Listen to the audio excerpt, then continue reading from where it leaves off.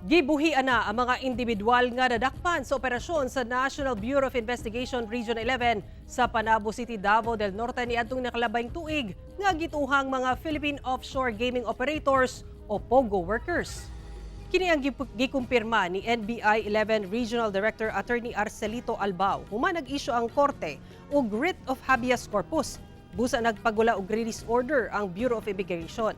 Kanumduman nga gironda ang 1.5 hectare agricultural warehouse sa New Malitbog, Barangay Manay, Panabo City, Davao del Norte niadtong December 6, 2024. Human nga nakadawat og impormasyon kalabot sa operasyon sa Pogo sa lugar.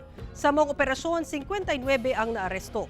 55 niini mga Chinese national, 3 ang Malaysians ug 1 ka Pilipino. Gidismiss matud pa sa korte ang kasong illegal gambling subay sa cybercrime sanglit wala matud pa kiniigong legal nga basihan. Giklaro ni Attorney Albao nga temporaryong gidetain ang mga giaresto samtang nagpadayon ang investigasyon sa kaso. Ug samtang girelease ang mga nadakpan, magpadayon ang ilang kaso sa syndicated estafa.